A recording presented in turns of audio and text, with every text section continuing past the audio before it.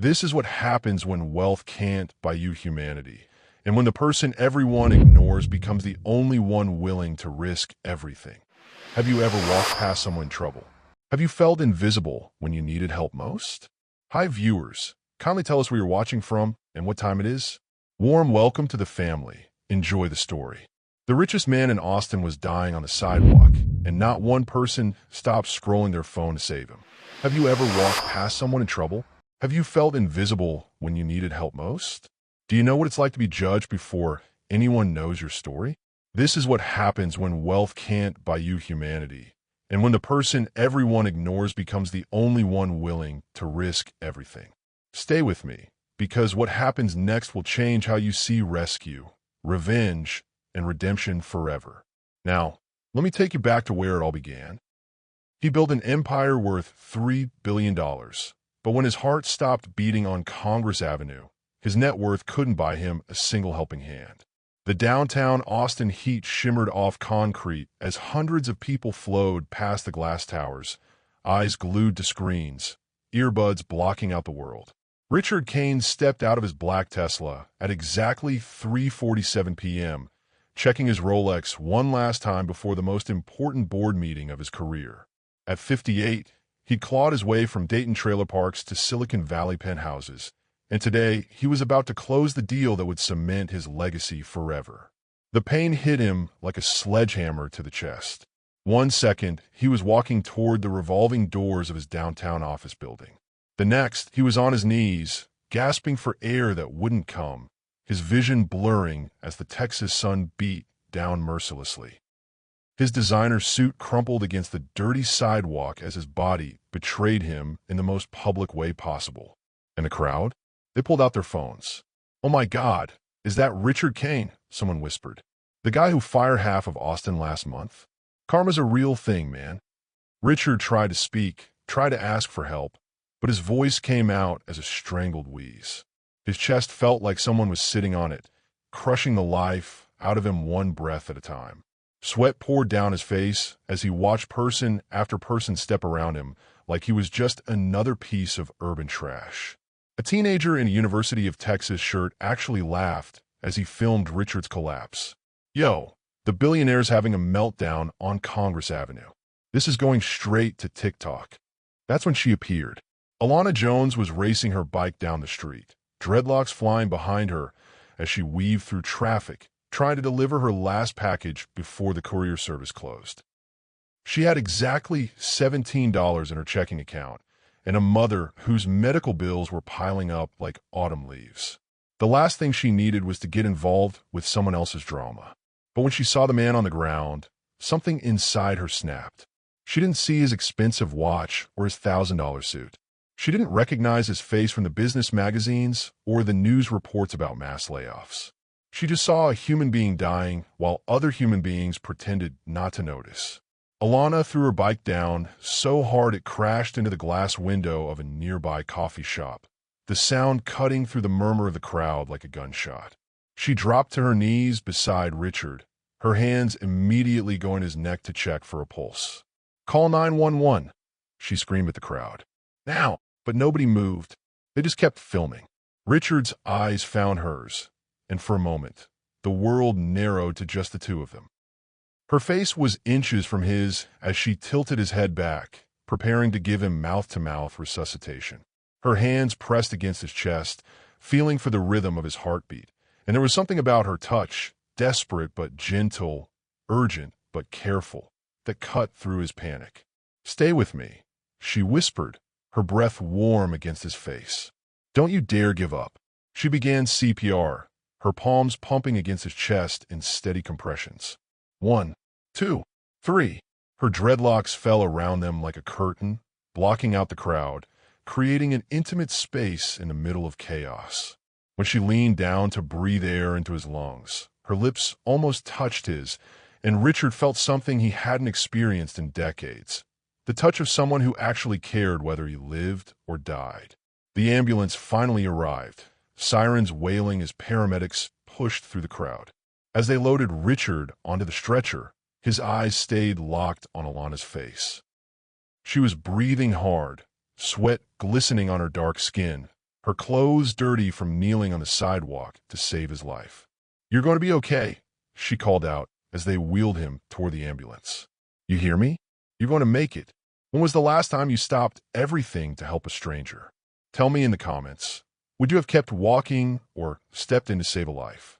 As the ambulance doors slammed shut with Richard inside, Alana realized his expensive watch was missing from his wrist. She looked around at the dispersing crowd, knowing someone had robbed a dying man. What she didn't know was that in 12 hours, the police would be at her door. She saved his life with her bare hands, and he repaid her by destroying hers with a single phone call. The hospital room gleamed white and sterile, machines beeping steadily as Richard's eyes adjusted to consciousness. The first thing he noticed wasn't his racing heartbeat or the 4 in his arm. It was the empty space where his wallet should have been. His phone was gone too, along with the vintage Rolex his mother had saved 3 years to buy him when his first company went public. "Mr. Kane." The nurse appeared at his bedside, clipboard in hand. "You're awake. How are you feeling?" "My things," he croaked, his throat raw from the breathing tube. "Where are my things?" "I'm sorry, sir. There was no wallet or phone when the paramedics brought you in.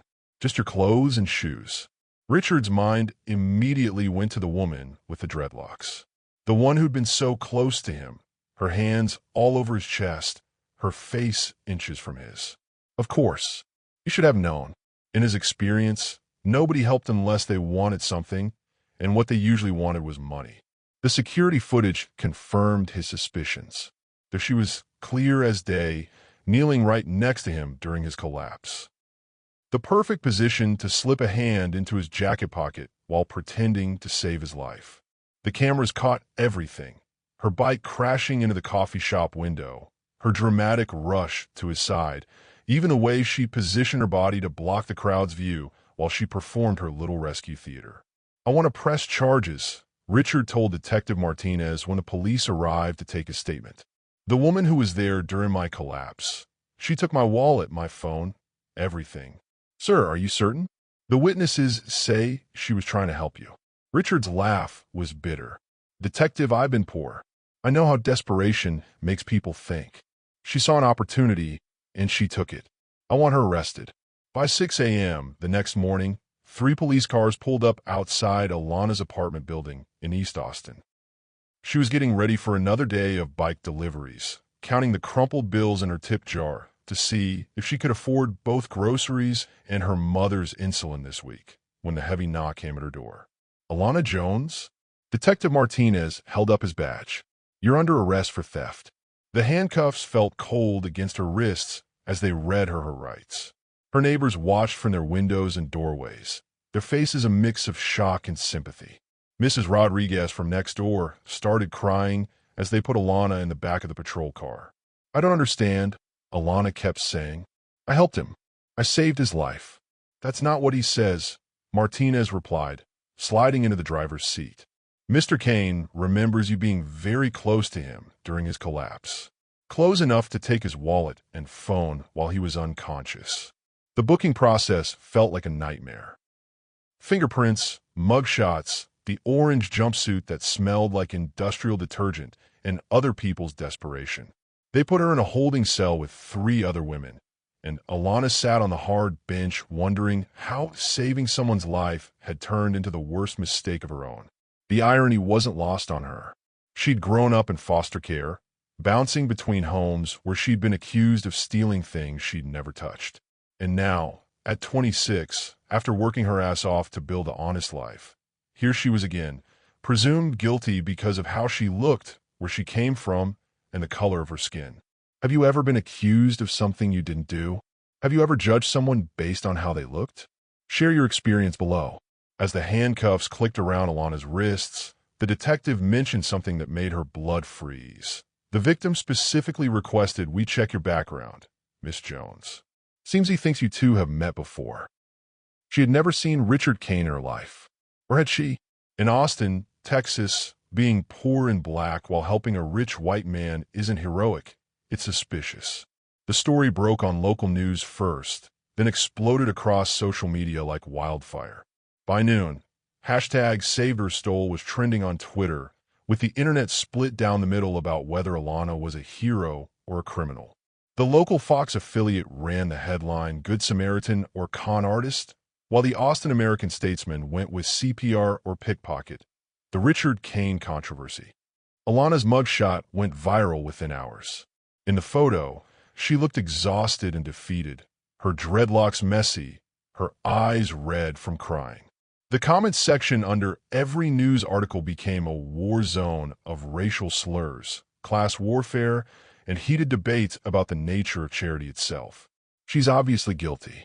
Why else would she run to help him so fast? Wrote one commenter. Are you kidding me?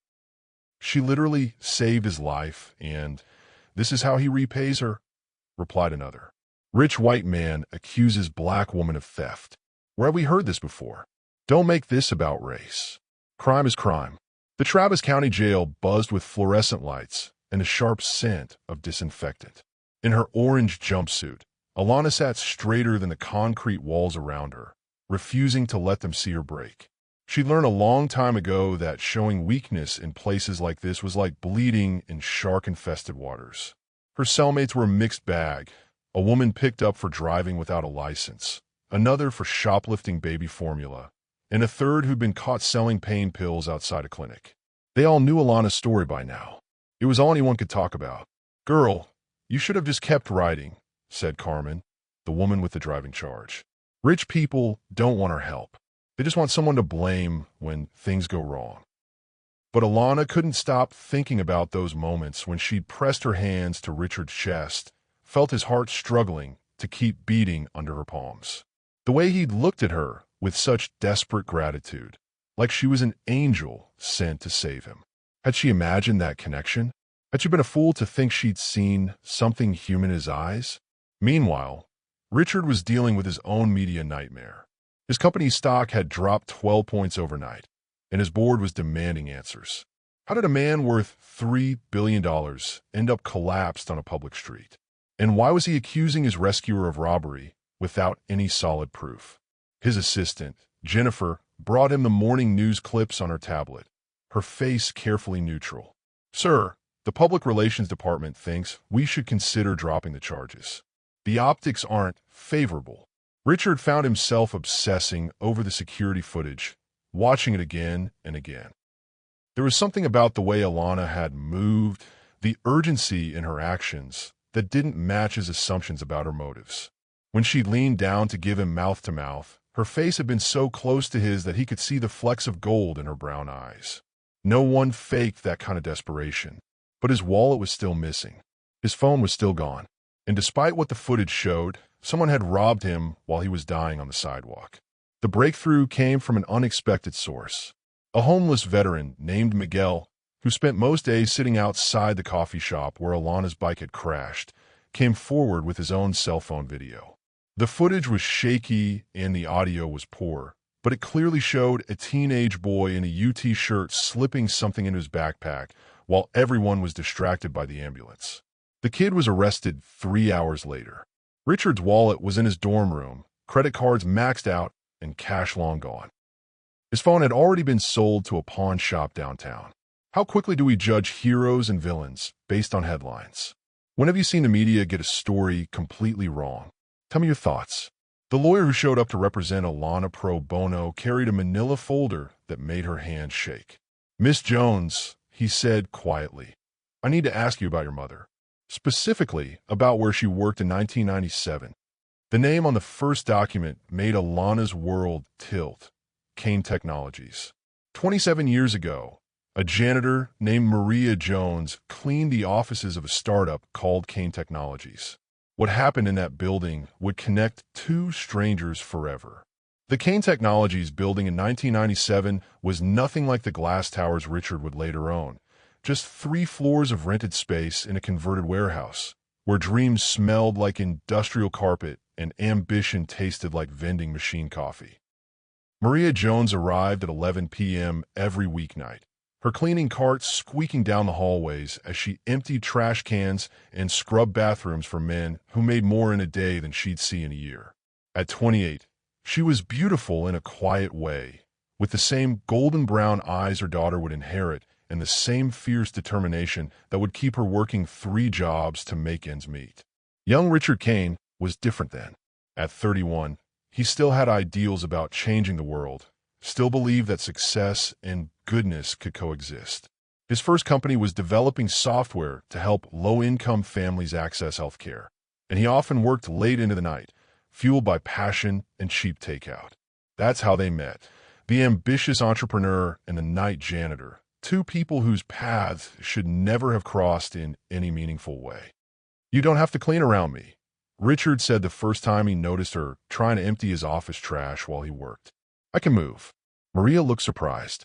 Most of the executives pretended she was invisible. "It's okay, sir. I can wait." But Richard was already standing up, gathering his papers. "Please."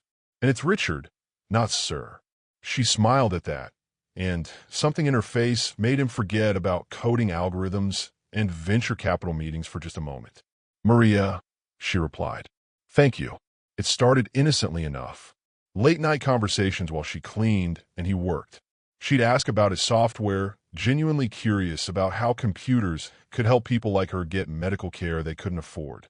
He'd ask about her life, shocked to learn she was supporting not just herself but her elderly mother and younger brother on a janitor's salary. "You're too smart for this job," he told her one night, watching her organize his chaotic desk with the efficiency of someone who understood systems. "Smart doesn't pay the bills," Maria replied, but she was smiling. "Dreams don't either." The attraction built slowly, like heat from a bank fire. Richard found himself staying later at the office, timing his work to coincide with her cleaning schedule. Maria began taking extra care with his office, leaving small touches, a freshly sharpened pencil, papers organized just the way he liked them, sometimes a flower from the courtyard garden placed beside his computer. The night everything changed was in late October.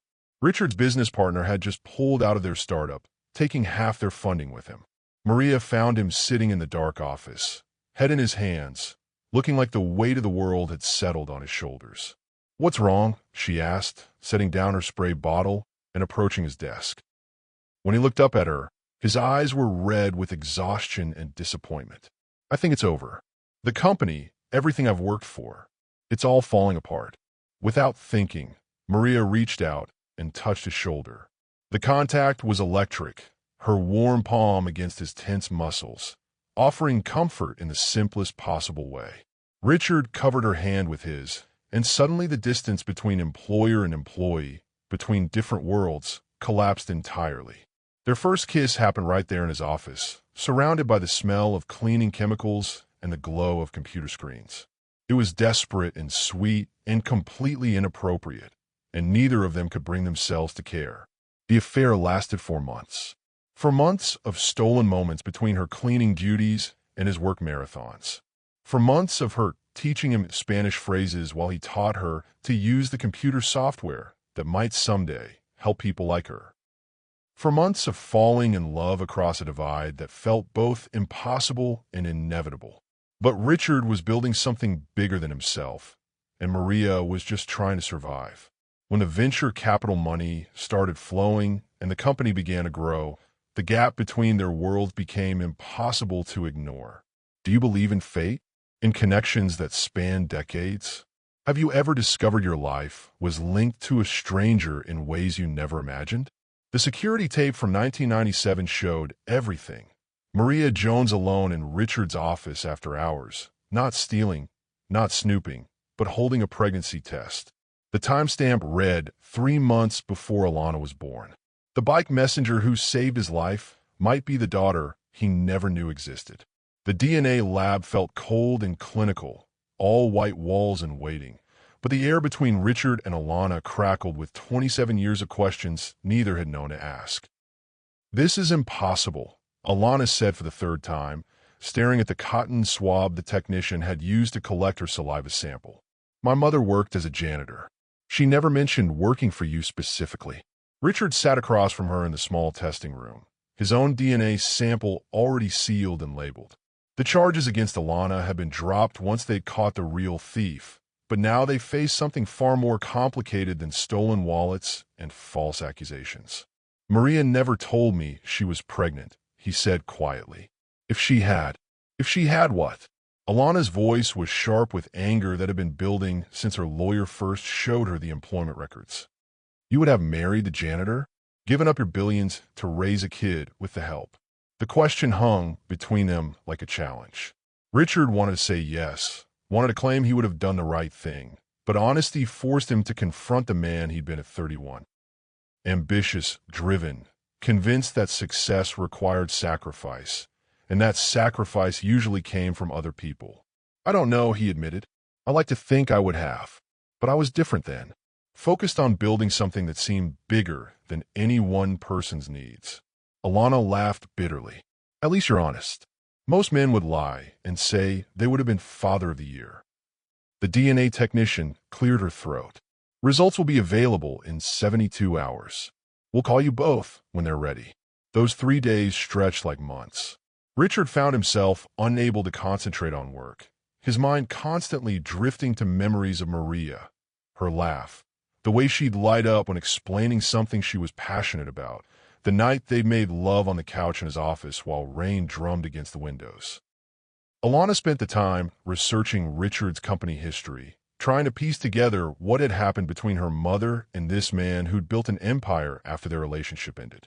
The timeline was damning. Kane Technologies had received its first major funding injection just 2 months after Maria left the company. 2 months after Alana was born. They met at the lab to receive the results together, neither willing to hear the news alone. The envelope sat unopened between them for 3 full minutes, a small white rectangle that contained the power to reshape both their lives. The waiting room was nearly empty, just a few other people dealing with their own paternity questions and family mysteries. Richard noticed that Alana had her mother's hands, long fingers, graceful movements, the same way of pressing her palms together when she was nervous. Whatever this says, Alana finally spoke. It doesn't change anything. You weren't there when I needed a father, and I don't need one now. I understand, Richard replied. But if it's true, if you're my daughter, then I have 26 years of absence to account for. When Richard finally tore open the envelope, his hands were shaking. The laboratory letterhead swam in his vision as he found a key line. The probability of paternity is 99.97%. The numbers on the page changed everything, but Alana's response wasn't tears or joy. It was rage. Pure, righteous fury that had been building her entire life finally found its target. Congratulations, she said, her voice deadly quiet. You have a daughter. A daughter who grew up in foster care because her mother died of cancer she couldn't afford to treat. A daughter who aged out of the system at 18 with nothing but a high school diploma and a bike to her name. A daughter who's been invisible her whole life until the day she saved your ungrateful ass. Richard reached across the table, wanting to touch her hand to make some kind of connection, but Alana jerked away like he'd burned her. Don't, she whispered. You don't get to save me now just because your conscience finally woke up. What would you do if you discovered a parent you never knew? How would it feel to learn you had a child you'd abandoned? Share your family discovery stories. The envelope with the DNA results sat unopened between them for 3 full minutes. When Richard finally tore it open, the words on the page changed everything. 99.97% probability of paternity. But Alana's response wasn't tears or joy. It was rage. The richest man in Texas just discovered he has a daughter who hates everything he represents. 3 days after the DNA results, Richard stood outside Alana's apartment building holding a check for $2 million. Not as charity, as back child support. 26 years worth of birthdays, Christmas mornings, school supplies, and medical bills he'd never paid. But when Alana saw that piece of paper through her screen door, she laughed so hard her neighbors probably thought she'd lost her mind. You think this is about money? She held up the check, then tore it in half right in front of him. You think you can buy back 26 years with a bank draft? The torn pieces fluttered to the ground between them like dead butterflies. Richard stared at the destroyed check. More money than most people would see in a lifetime, scattered at his daughter's feet like garbage. Alana, please, let me help you. Your mother's medical bills, your rent, school if you want to go back. My mother is dead. Each word hit him like a punch. She died 3 years ago because she couldn't afford the treatment that might have saved her. Where was your help then? Where was your $2 million when she was rationing insulin and choosing between rent and medicine? Richard felt something crack inside his chest. I didn't know. If I had known, you didn't want to know. Alana stepped out onto her porch, closing the door behind her. You think rich people don't know when they get someone pregnant? You think my mother just disappeared into thin air after you two broke up? She tried to contact you, Richard. She called your office dozens of times. The accusation hung in the air like smoke. Richard tried to remember, tried to dig through nearly 3 decades of memories and business deals and endless phone calls. Had there been calls from Maria? Had his secretary filtered them out? Had he been too busy building his empire to notice the woman who was carrying his child? I need proof, he said finally. Alana went inside and came back with a shoebox full of letters. Letters his mother had written but never sent. Letters addressed to Kane Technologies, to Richard personally, to anyone who might tell him that Maria Jones was pregnant and scared and needed help. She wrote you every month for 2 years, Alana said, handing him the box. Read them. See what you threw away when you decided making money was more important than making a family. That night, Richard sat in his $1 million penthouse, reading about the life he'd missed. Maria's beautiful handwriting told him about morning sickness and doctor visits and the fear of raising a child alone. She told him about naming their daughter Alana because it meant harmony, and she hoped their child would bring peace to a broken situation. She told him about getting fired from Kane Technologies when her pregnancy started showing, how the night manager said they couldn't have staff who might be unreliable. She told him about taking 3 jobs to make ends meet, about welfare offices and food banks, and the grinding exhaustion of being poor and alone. And she told him about Alana, her first steps, her first words, the way she'd laugh at cartoons and cry during thunderstorms. 26 years of fatherhood, written in blue ink on drugstore stationery. Have you ever missed the most important thing in your life because you were too focused on success? When was the last time money couldn't fix what you'd broken? By dawn, Richard had read every letter twice. And for the first time in 3 decades, the man who owned half of Austin was crying like a child. The security footage from 1997 revealed more than just an affair. It exposed a cover-up that destroyed 3 lives. Jennifer Walsh had been Richard's assistant for 8 years, which meant she knew where all the bodies were buried. When she walked into his office that morning carrying a manila folder marked confidential. 1997. Richard knew his past had finally caught up with him. Sir, you need to see this, Jennifer said, her voice carefully neutral. I've been going through the old employment files like you asked. There's something about Maria Jones you need to know. She placed a termination letter on his desk dated November 15th, 1997.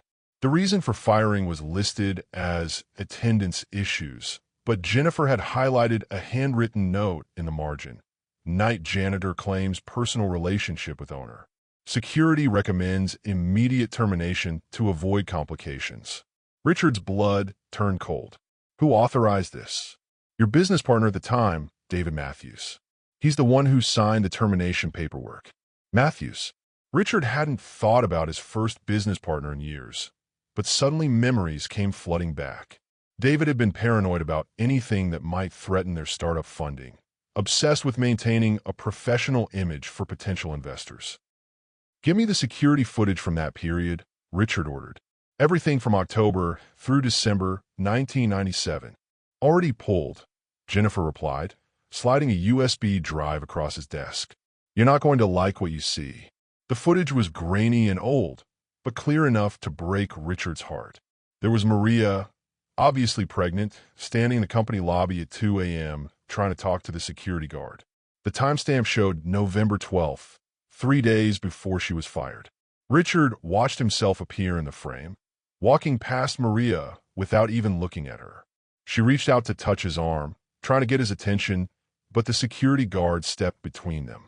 Richard kept walking, heading toward the elevator, completely oblivious to the desperate woman carrying his child just 10 feet away. The next clip showed Maria being escorted out of the building by the same security guard. She was crying, one hand pressed to her rounded belly, the other clutching a small piece of paper. On the video, Richard could see her mouth moving, see her try to explain something to the guard, but there was no audio to capture her words. The final clip was the worst. December 1997, Maria standing outside the building in the rain, holding a baby carrier. Their daughter, barely a month old, wrapped in pink blankets. Maria waited for 3 hours in that footage, watching employees come and go, hoping Richard would appear. But he never came. He was in Silicon Valley that week, meeting with venture capitalists about their next funding round, completely unaware that the woman he loved was standing in the rain with their child, trying to find a way to tell him he was a father. "There's more," Jennifer said softly. "I found call logs from that period." Maria called the office 47 times between November and January. Every call was logged as handled by security and marked as no message taken. Richard felt sick. 47 calls, 47 attempts to reach him, to tell him about Alana, to ask for help or support, or even just acknowledgement. And his security team had blocked every single one. "Why?" he whispered. "Why would they do that?" Jennifer pulled out one final document, a memo from David Matthews to the head of security dated November 10th, 1997.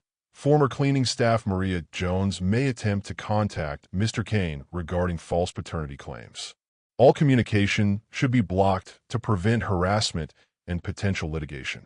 Under no circumstances should she be allowed access to Mr. Kane or company premises.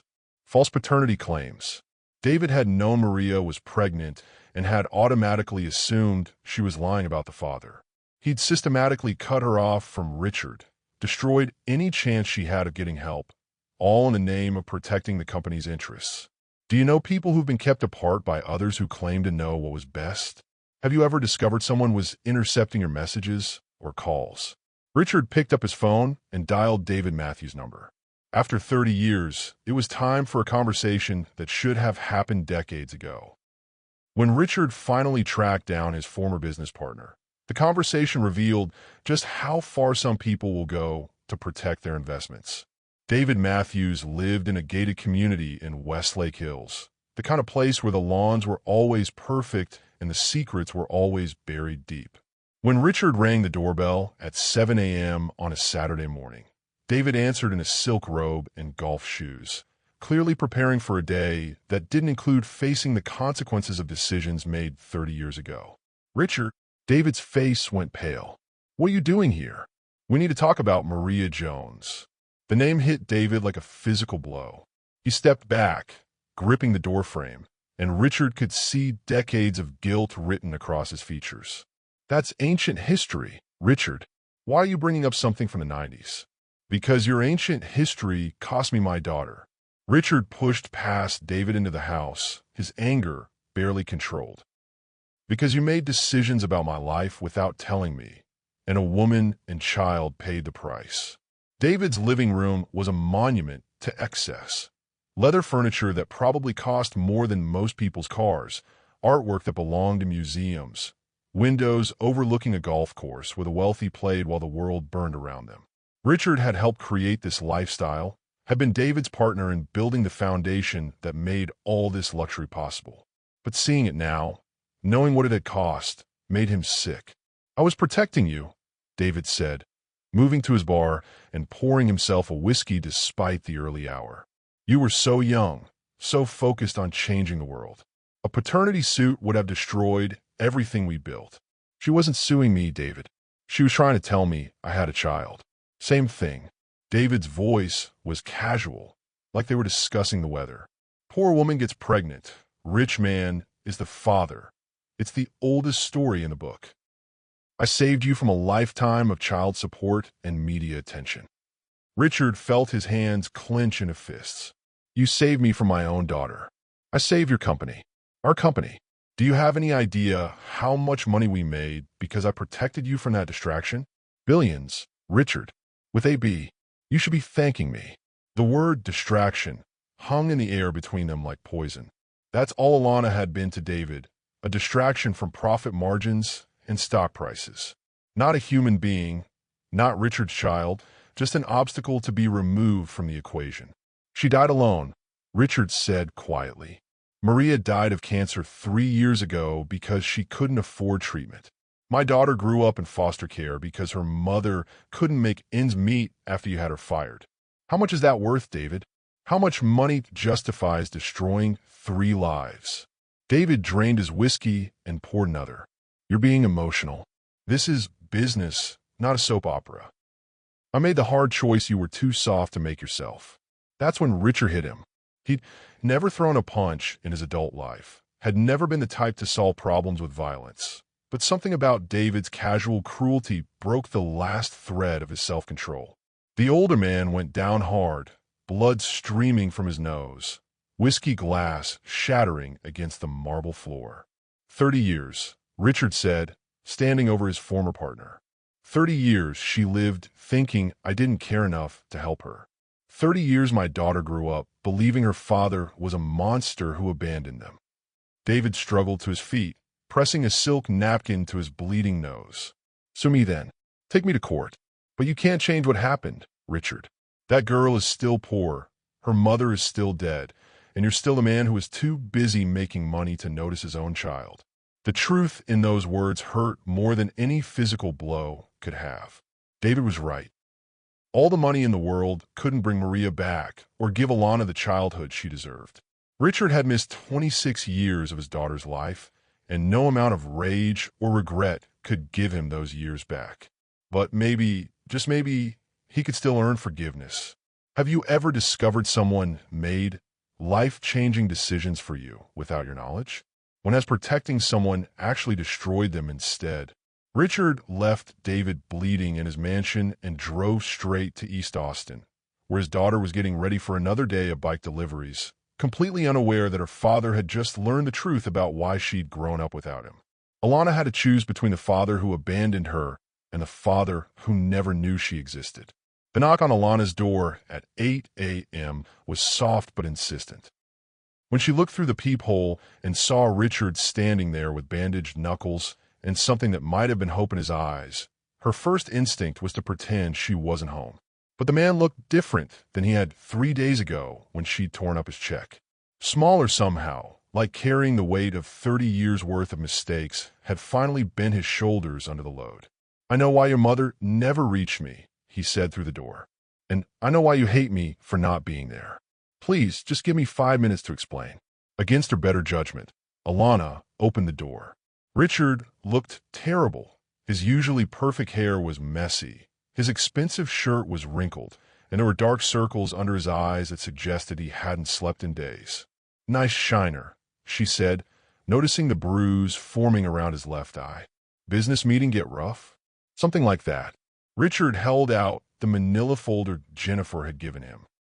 These are copies of everything.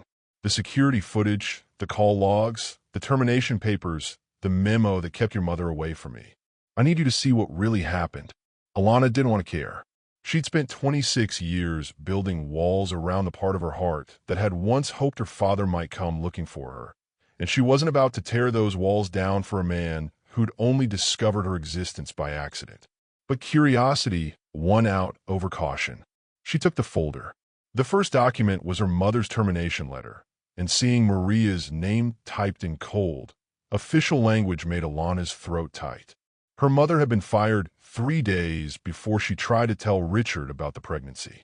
Fired for attendance issues when everyone knew Maria had never missed a day of work in her life. The security footage was worse. Watching her young mother, obviously pregnant and desperate, being turned away from the building where Richard worked felt like watching someone drown while lifeguards looked the other way. Maria had been so young in that footage, barely older than Alana was now, trying to navigate a world designed to keep people like her invisible. But the call logs were what broke her heart. 47 attempts to reach Richard between November and January. 47 times her mother had dialed that number, hoping to hear his voice, hoping to tell him about their child. 47 times she'd been told he wasn't available, that he couldn't be reached, that her message wasn't important enough to pass along. She never stopped trying, Alana whispered, running her finger down the list of dates and times. Christmas Eve, New Year's Day, her own birthday. Maria had called on all of them, still hoping Richard might want to know about his daughter. She never stopped loving him either, Alana realized out loud.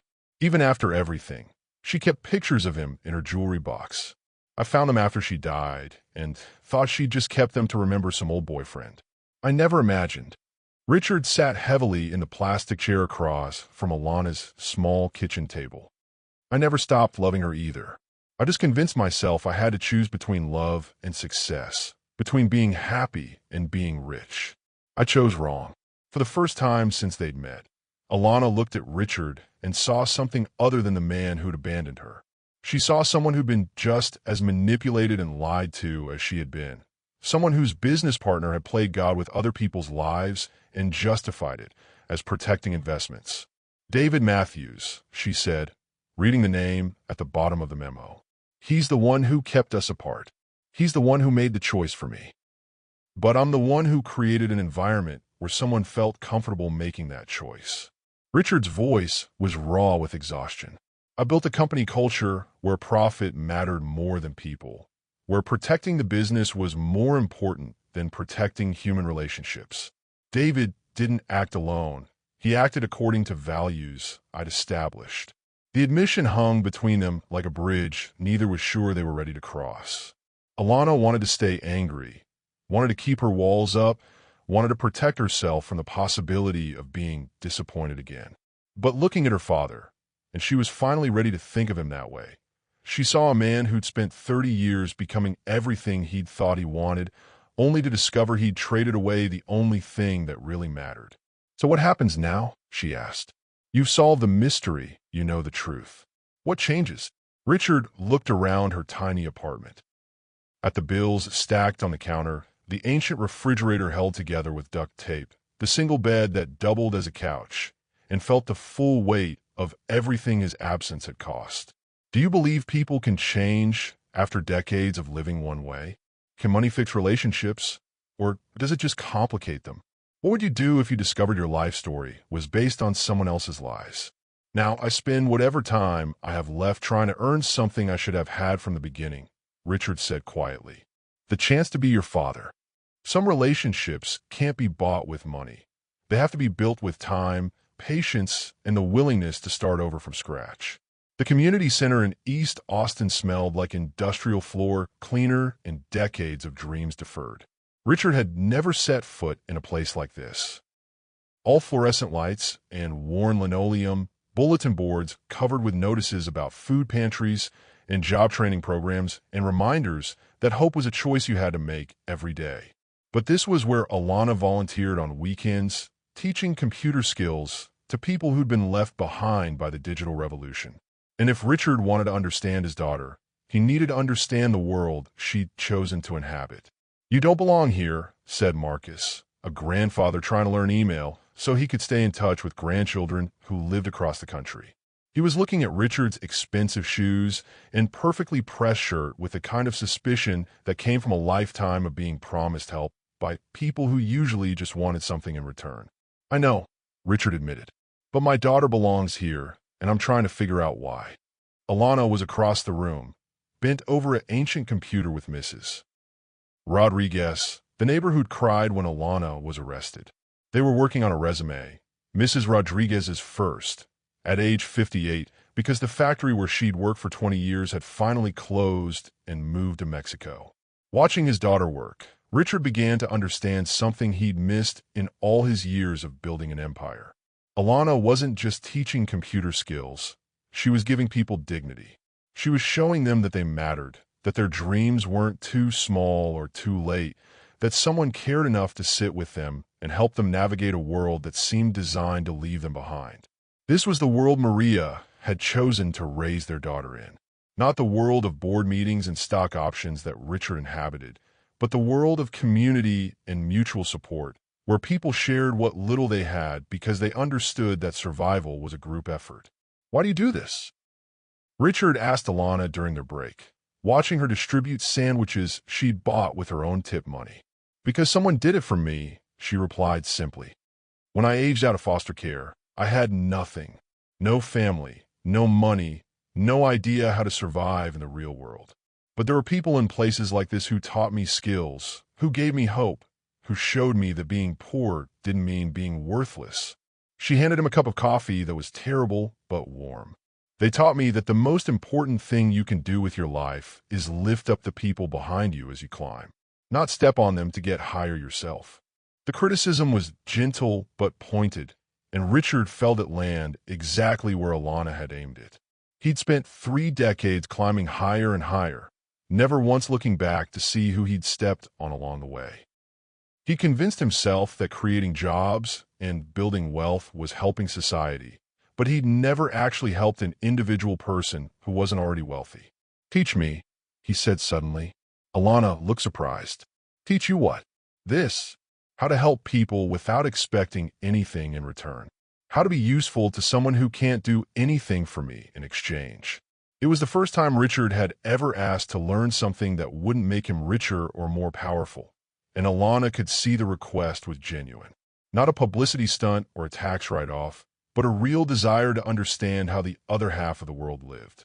So she put him to work.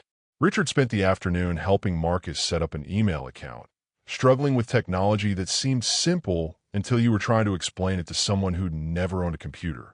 He helped Mrs. Rodriguez format her resume, learning about factory work and night shifts and the quiet dignity of people who'd spent decades doing essential jobs that paid almost nothing.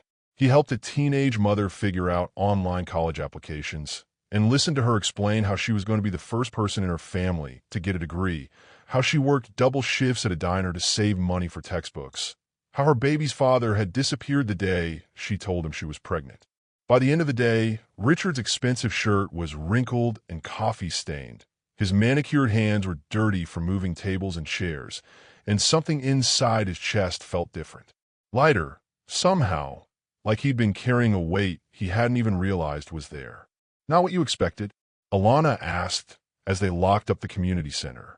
"I expected it to be depressing," Richard admitted.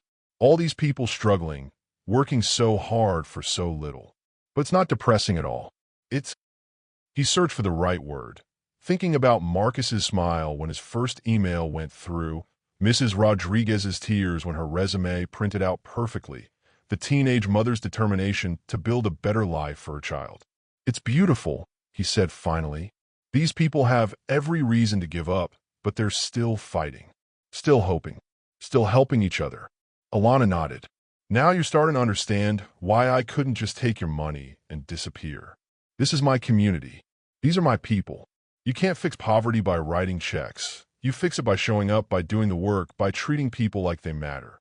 Have you ever had your assumptions completely challenged by spending time in a different community?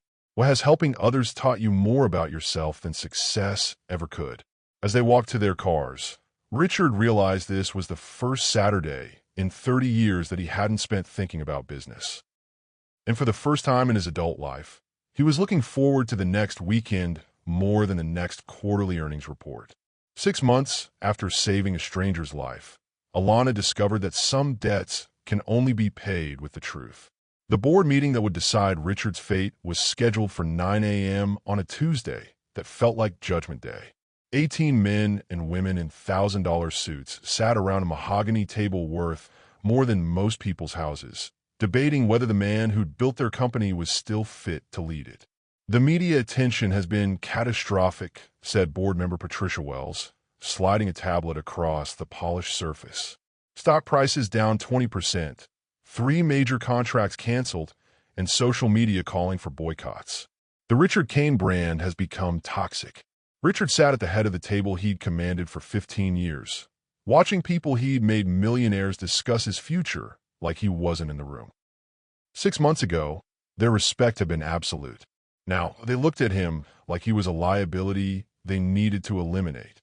"The paternity situation aside," continued board member James Morrison, "your recent behavior has been erratic. Missing meetings to volunteer at community centers, donating company resources to charity without board approval, and let's not forget the physical altercation with David Matthews that's all over the internet." The video of Richard punching his former business partner had gone viral within hours. Someone's security camera had caught the whole thing, And now millions of people had watched Austin's most powerful businessman lose control in a Westlake Hills mansion. The comment section was brutal, some calling him a thug, others saying David had it coming, most just enjoying watching rich people destroy each other. "I've changed my priorities," Richard said quietly. "I'm trying to build something more meaningful than quarterly profits." Patricia laughed, but there was no humor in it. "Meaning is for nonprofits, Richard. We're running a business. Shareholders don't care about your personal journey. They care about returns on investment." The boardroom fell silent, except for the hum of air conditioning and the distant sound of Austin traffic 20 floors below. Richard looked around the table at faces he'd known for years, people he'd trusted with his company's future, and realized they'd never really known him at all. They'd known Richard Kane, the CEO, Richard Kane, the billionaire, but they had no idea who Richard Kane, the man, actually was. Because until 6 months ago, neither had he. "Motion to remove Richard Kane as CEO and chairman," Patricia announced. "All in favor?" 12 hands went up immediately, then 15, then 17. Only one hand stayed down, Jennifer Walsh, his assistant who'd been promoted to board member 3 years ago. The woman who'd helped him uncover the truth about Maria and Alana was the only person in that room willing to stand by him now. "The motion carries," Patricia said with obvious satisfaction. "Richard, you have until 5 p.m. to clean out your office. Security will escort you from the building." As Richard gathered his few personal items, a photo of his parents, the first dollar his company had earned, and Maria's letters that he now kept in his desk drawer, he felt something unexpected. Relief. For the first time in decades, he didn't have to pretend that making money was more important than making amends. His phone buzzed with a text from Alana, saw the news. "You okay?" It was the first time she'd reached out to him instead of the other way around, and that small gesture meant more than all the board positions and stock options he just lost. "Better than I've been in 30 years, he texted back. Downstairs in the parking garage, Jennifer was waiting by his Tesla with tears in her eyes. "I am sorry, Richard. I tried to fight it, but they'd already made up their minds before the meeting even started." "Don't apologize," Richard said, surprising himself with how calm he felt. "They did me a favor. I was drowning in that boardroom and didn't even know it." As he drove out of the parking garage for the last time, Richard realized he had no idea what came next. No meetings to attend, no deals to close, no empire to manage. For the first time since he was 31 years old, his calendar was completely empty. So he drove to East Austin, to the community center where his daughter was teaching computer skills to people who'd never owned a computer. Because the only thing that mattered now was learning how to be the man Maria would have wanted him to become. Have you ever lost everything you thought defined you, only to discover who you really were underneath? When his failure turned out to be the best thing that ever happened to you. The security footage of Richard being escorted from his own building would be on the news by evening. But for the first time in decades, he didn't care what the cameras showed the world. When you've lost everything that made you powerful, you discover what actually makes you strong. Richard's new apartment was a one-bedroom in East Austin, 3 miles and $3 billion away from his former penthouse. The walls were thin enough to hear his neighbors arguing about rent money. The air conditioning barely worked, and the refrigerator made sounds like a dying animal. It was the first place he'd lived in 30 years that didn't have a view of the city skyline. It was also the first place that felt like home. "You sure about this?" Alana asked, helping him carry boxes up the narrow staircase. "You could afford somewhere nicer. You're not broke, even without the CEO's salary." "I'm sure," Richard replied, setting down a box of books in what would serve as both his living room and office. "I want to understand how real people live. I want to understand how you grew up." The apartment came furnished with basics. A couch that had seen better decades, a kitchen table with uneven legs, windows that stuck when you try to open them. But Richard found himself oddly comfortable in the small space, like he'd been living in houses too big for his actual life. His first week was an education in ordinary struggles. The grocery store down the street didn't take American Express, so he had to learn to use cash like a normal person. The laundromat required quarters he had to get from the bank. His neighbors worked double shifts at jobs that paid barely enough to cover rent, and they still found ways to help each other out when times got tough. Mrs. Chun from next door brought him soup when she heard him coughing. Miguel, the maintenance man, showed him how to fix the leaky faucet instead of calling a plumber. The teenage mother from the community center, whose name was Sarah, helped him figure out the bus schedule when his Tesla broke down and he couldn't afford the BMW dealership's repair quote. "Welcome to real life," Alana said when he called to complain about waiting 40 minutes for a bus. Population, everyone who isn't rich. But Richard was learning that real life had rewards his money couldn't buy. When Mrs. Chen's grandson graduated high school, the whole building celebrated in the courtyard with food and music and stories about the smart kid who was going to college on a scholarship. When Miguel's son got out of rehab, neighbors who barely spoke English helped him find a job and a second chance. The community center became Richard's second home. He arrived every morning at 8 a.m. and stayed until they closed at night, teaching computer skills, helping with resumes, listening to stories about dreams deferred and hopes that refused to die.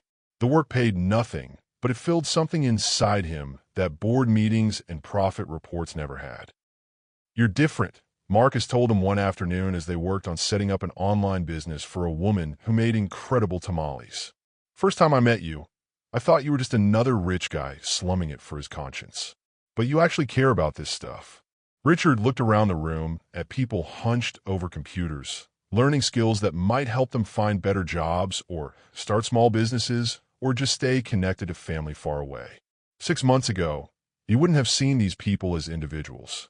They would have been statistics, unemployment numbers, demographic data, market segments to be analyzed and exploited. Now he saw Sarah, determined to finish nursing school while raising a toddler alone. He saw Marcus, using email to reconnect with a son who'd stopped speaking to him years ago. He saw Mrs. Rodriguez, who'd started an online cooking class that was bringing in enough money to help with her grandchildren's school supplies. "I'm learning something I should have figured out decades ago," Richard told Marcus. "Helping people isn't charity. It's what makes life worth living." That evening, Alana stopped by his apartment with takeout Chinese food and a bottle of wine that probably cost more than his monthly rent. "Celebrating something?" Richard asked, noticing the expensive label. "Your 3-month anniversary of not being an asshole," she said with a grin that looked exactly like her mother's. "Also, I have news. Good news and complicated news." They sat at his wobbly kitchen table, eating lo mein from paper containers and drinking wine from coffee mugs because Richard hadn't bought proper glasses yet. "Good news first," Alana said. "The community center got a grant, a big one.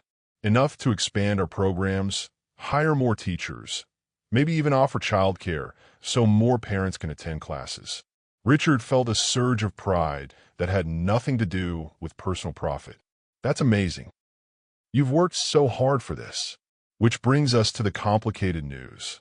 Alana set down her coffee mug and looked directly at her father. The grant came from an anonymous donor, someone who's been watching our work and believes in what we're doing. Someone who wants to fund community programs all over Austin. Richard felt his stomach drop.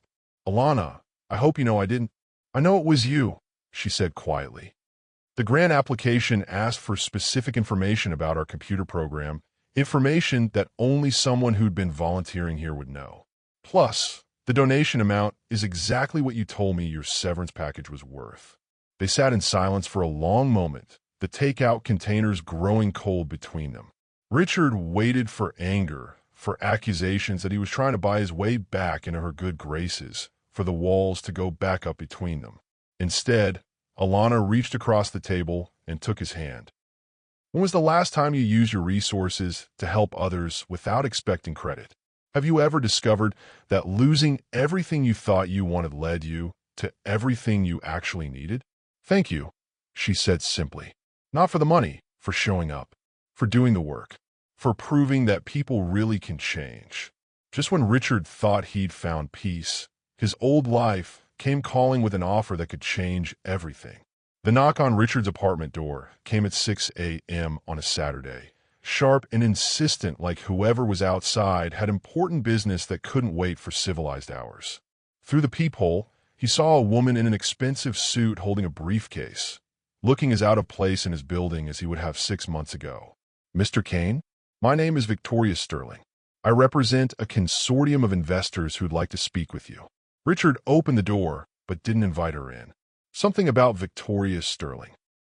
Her perfect makeup at dawn, her shark-like smile, the way she looked past him into his small apartment with barely concealed disgust, reminded him of everything he'd walked away from. I'm not interested in investment opportunities, he said firmly. This isn't about investing, Mr. Kane. It's about revenge. That got his attention. Victoria Sterling had the predatory confidence of someone who'd made a career out of knowing which buttons to push, and apparently Richard still had buttons left to be pushed. The consortium I represent has been watching your situation with great interest, she continued, stepping closer to his door. They're aware of how you were treated by your own board, how the company you built turned on you the moment you showed human weakness. They'd like to offer you a chance to take it all back. Despite himself, Richard was curious. What kind of chance? Victoria opened her briefcase and pulled out a tablet, showing him financial documents that made his head spin.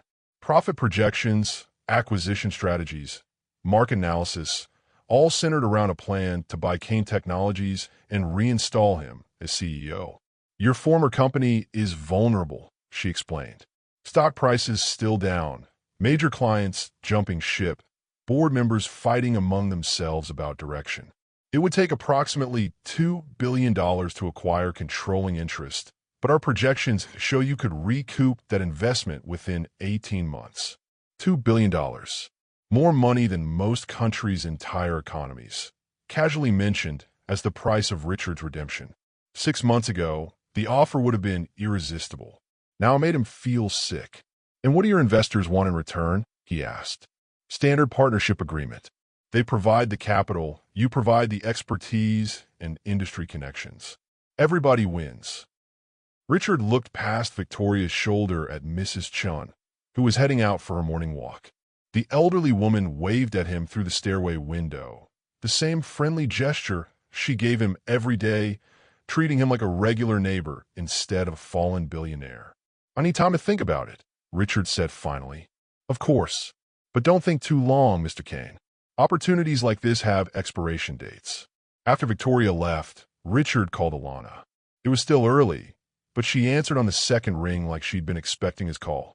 Someone just offered to buy my company back for me, he said without preamble. There was a long pause before Alana responded. What did you tell them? That I needed time to think. Another pause. What's to think about? Isn't this what you've wanted? A chance to get back everything you lost. Richard looked around his tiny apartment. At the photos of community center volunteers taped to his refrigerator, at the stack of resumes he was helping people write, at the couch where he'd fallen asleep reading Marcus's memoir about growing up poor in rural Texas. I don't know anymore, he admitted. 6 months ago, I would have said yes before she finished talking. But now, I'm not sure I want my old life back. But you're not sure you don't want it either, Alana said, and her voice carried a note of something that might have been disappointment. That afternoon, Richard found himself walking through downtown Austin, past the glass towers where he'd once ruled like a king. The building that had housed Kane Technologies looked smaller than he remembered, more ordinary, like a stage set after the show had ended. His phone buzzed constantly. Victoria Sterling, calling with updated projections and deadline pressure. Former colleagues who'd heard about the buyout offer, suddenly interested in reconnecting. Business reporters wanting quotes about his potential comeback. But the call that mattered came at sunset, as Richard stood on Congress Avenue at the exact spot where he'd collapsed 6 months ago. Dad, Alana's voice was small, uncertain. I've been thinking about what you said this morning, about not being sure what you want. It was the first time she called him Dad, and the word hit him like a physical blow. I just want to say, whatever you decide, I understand. If you take the deal and go back to your old life, I won't judge you for it, but I also won't be part of it. The statement hung in the air between them like a bridge he could either cross or burn. I spent 26 years wondering what kind of man my father was, Alana continued. These past 6 months, I finally got to find out. I met a man who volunteered his time to help strangers, who gave away his money without expecting credit, who chose people over profit. I don't know if that man can coexist with the man who runs a billion-dollar company. As the sun set over Austin, Richard realized he was standing at the same crossroads he'd faced 30 years ago. The choice between love and ambition, between being happy and being rich, between the man he was and the man he thought he needed to be. Have you ever been offered everything you thought you wanted, only to realize you'd changed too much to want it anymore? Was walking away from success been the most successful thing you could do? Richard looked at his phone, at Victoria Sterling's number waiting for his answer, then at the community center across town, where Sarah was probably studying for her nursing exam and Marcus was helping Mrs. Rodriguez with her online business. The choice, he realized, had already been made. The biggest test of who Richard had become wasn't about money. It was about family. The call came at 3 a.m. on a Wednesday, jarring Richard awake from dreams about board meetings and hostile takeovers. Alana's voice was shaky, frightened in a way he'd never heard before. "Dad, I need help. Real help." Richard was out of bed and reaching for his clothes before she finished the sentence. "What happened? Where are you?" "Austin General Hospital. It's Sarah, the girl from the community center. She collapsed during her nursing exam tonight. They think it's her appendix, but she needs surgery and—" Alana's voice broke. "She doesn't have insurance. They want $15,000 up front, or they're going to transfer her to county hospital, and county is backed up for hours. She could die waiting." Richard was already grabbing his keys. "I'll be there in 10 minutes. Dad, wait. I need you to know something before you come. Sarah asked me to call you specifically. She knows about the buyout offer. Everyone at the community center knows.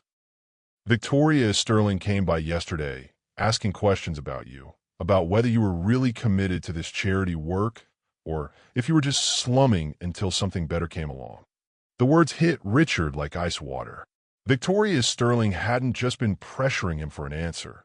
She'd been investigating his new life, measuring his commitment, probably reporting back to her investors about whether Richard Kane could be trusted to abandon his principles for profit. "Sarah is scared," Alana continued. "She's scared that if she takes help from you tonight, tomorrow you'll be gone. Back to your old life, back to being the kind of man who fires people like her to boost quarterly earnings. She's afraid to trust you because she doesn't know which Richard Kane is real." Richard stood in his apartment hallway, keys in hand, facing the kind of decision that would define everything he'd built over the past 6 months. Help Sarah tonight, and he'd be proving to everyone, including Victoria Sterling's investors, that he was still the soft, distracted CEO who put people before profit. Walk away, and he'd preserve his options for the buyout, but lose any chance of earning his daughter's respect. "Tell Sarah I'll be there in 8 minutes, Richard said. "And Alana, call Victoria Sterling. Tell her I have an answer to her offer." The hospital at 3 a.m. was all harsh lights and antiseptic smells, worried families clustered in waiting areas that had seen too much pain and not enough healing. Richard found Alana in the emergency room, holding Sarah's hand while the young woman writhed in pain on a gurney that probably cost more per night than she made in a week. "Mr. Kane." Sarah's eyes were glassy with pain medication, but she was lucid enough to be surprised. "You came." "Of course I came." Richard pulled out his wallet and approached the admissions desk, where a tired-looking clerk was processing insurance forms with the mechanical efficiency of someone who denied help to people who couldn't afford it. "Sarah Martinez," Richard said to the clerk. "Whatever the surgery costs, whatever the hospital stay costs, whatever she needs, put on this card." The clerk looked at the Black American Express card like it might bite her. "Sir, we'll need to verify funds for an amount this large." "Then verify them. But do it fast because this young woman needs surgery now." While the financial paperwork processed, Richard sat beside Sarah's gurney and listened to her whisper about her fears, not just about the surgery, but about the nursing program she might have to drop if she missed too many classes recovering, about her son who was staying with her mother, about the dreams that seemed to slip further away every time life knocked her down. "Why are you helping me?" Sarah asked. "I mean, I'm grateful, but you don't even really know me." Richard thought about that question. 6 months ago, he wouldn't have known how to answer it. He would have talked about tax deductions and corporate social responsibility, turned helping people into a business strategy. "Because 6 months ago, someone I didn't know saved my life," he said simply. "Someone who had every reason to keep walking stopped everything to help a stranger. I'm just trying to pay that forward. Sarah's surgery went perfectly. Routine appendectomy, 2 days recovery, back to school by the following week. But the real surgery that night happened in Richard's heart as he sat in a hospital waiting room and realized that Victoria Sterling's investors had been right to test his commitment. He wasn't the same man who'd built Kane Technologies. He wasn't the same man who'd put profit over people and called it business acumen. He was someone different now, someone who'd rather lose billions than walk past a person in need.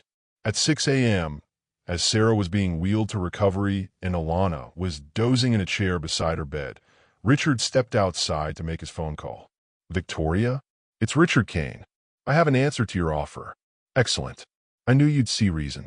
When can we schedule the signing? You don't understand, Richard said, watching the sun rise over Austin through the hospital parking garage. My answer is no. I don't want my company back. I don't want to be the man I used to be.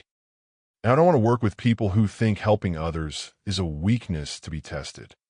The silence on the other end of the line stretched long enough that Richard wondered if the call had dropped. Mr. Kane, Victoria finally said, her voice sharp with disbelief. You're turning down $2 billion to continue volunteering at a community center? I'm turning down $2 billion to continue being someone my daughter can be proud of. Richard ended the call and walked back into the hospital, where Alana was awake and watching him with eyes that looked exactly like her mother's. Have you ever passed a test you didn't know you were taking?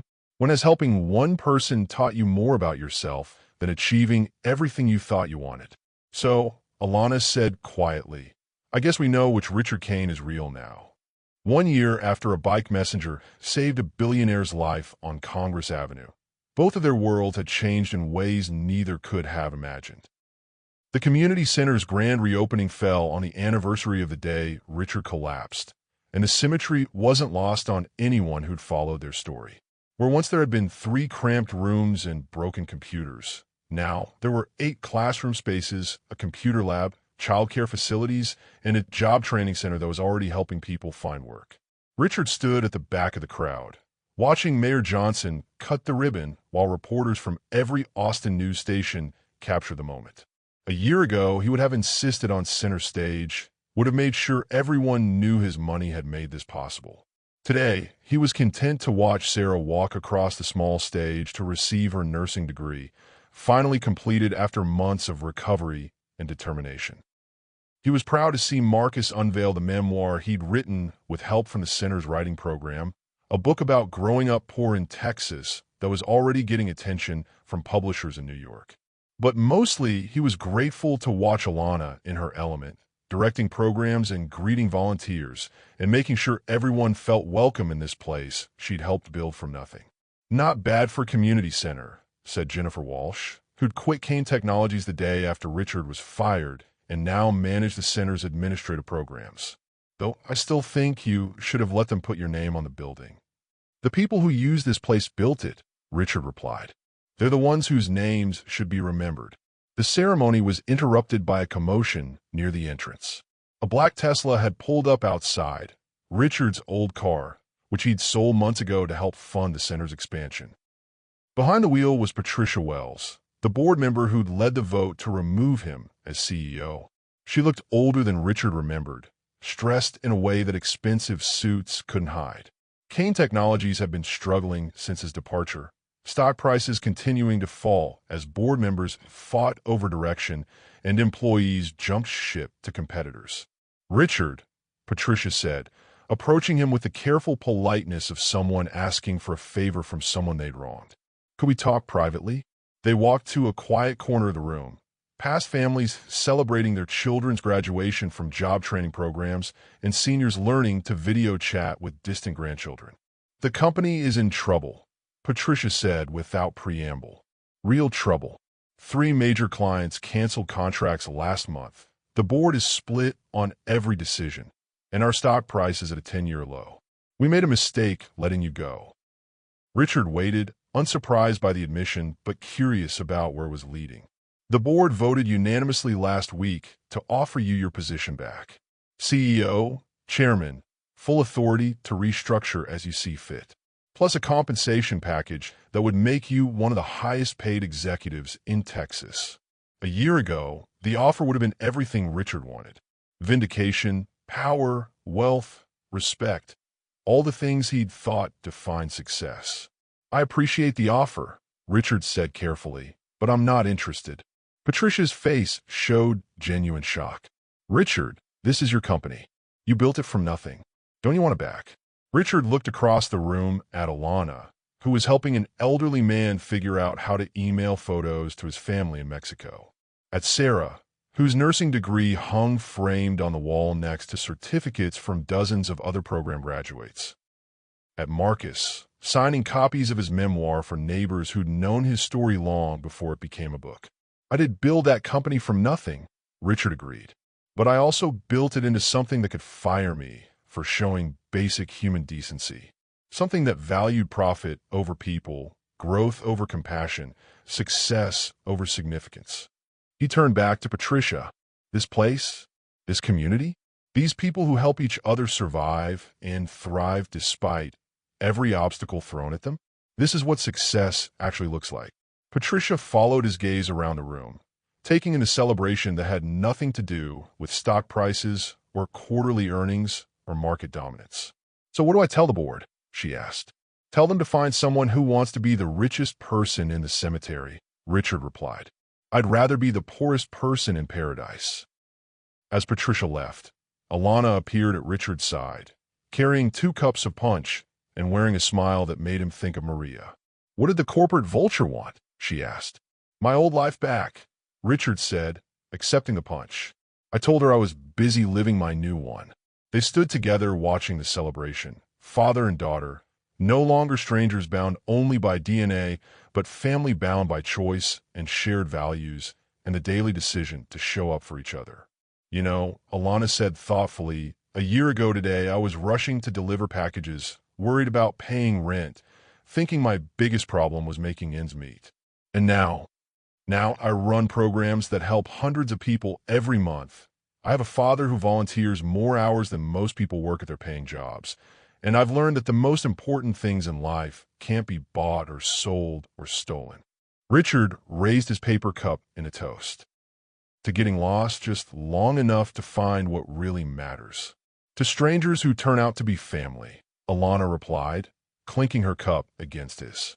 As the sun set over Austin, exactly 1 year after Richard Kane collapsed on Congress Avenue, the community center buzzed with life and hope and the kind of wealth that didn't show up on any balance sheet. Outside, the city continued its relentless pursuit of bigger, faster, richer, more. But inside, a former billionaire and his daughter had discovered something worth more than all the money in Texas. Sometimes saving someone else's life is really about saving your own. Sometimes the debt you owe can only be paid by changing who you are instead of what you own. And sometimes the strangers who rescue us teach us that the most important inheritance isn't money. It's the willingness to lift others up as you climb. What would you do if you had to choose between having everything and meaning everything? Tell me in the comments. What's the most valuable thing someone has ever given you that didn't cost them any money?